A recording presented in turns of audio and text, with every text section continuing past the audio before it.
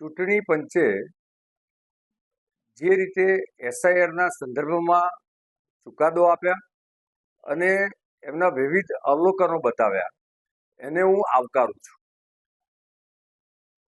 કોંગ્રેસ અને વિપક્ષી પાર્ટી હંમેશા રોહિંગ્યા, બાંગ્લાદેશીઓ અને ગેરકાયદેસર ઘૂસણખોરોના સમર્થક રહ્યા છે. ચૂંટણી પંચની સામે જે કોંગ્રેસે કાગારોળ કરી મૂકી હતી એને આ ચૂંટણી પંચના ચુકાદાથી જબરજસ્ત લપડાક છે. આ એ જ કોંગ્રેસ છે કે જ્યારે સત્તામાં હતી ત્યારે જુદી જુદી સંવિધાનિક સંસ્થાઓનો દુરુપયોગ કરતી હતી અને હવે જ્યારે વિપક્ષમાં છે ત્યારે સંવિધાનિક સંસ્થાઓ પર આક્ષેપો કરીને વિશ્વમાં દેશની સંવિધાનિક સંસ્થાઓનું નામ બગાડવાની કોશિશ કરે છે. એસઆઈઆર પ્રક્રિયા એ સતત ચાલતી પ્રક્રિયા છે.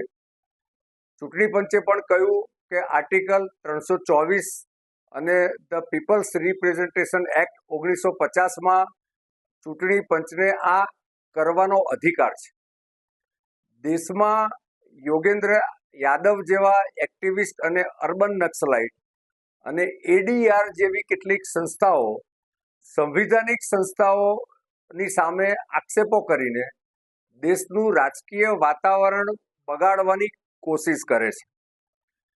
સતત મળતી હાર એ કોંગ્રેસ હોય કે વિપક્ષી ગઠબંધન હોય એમણે આત્મનિરીક્ષણ કરવાની જરૂર છે. એસઆઈઆરના ચુકાદાએ દૂધનું દૂધ અને પાણીનું પાણી કરી દીધું છે.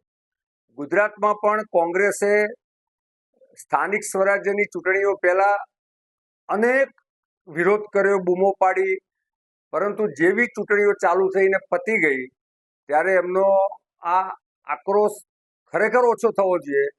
એના બદલે હારના કારણોના બચાવનામાં પણ તે લોકો ચૂંટણી પંચની કામગીરીને હંમેશા બતાવતા હતા.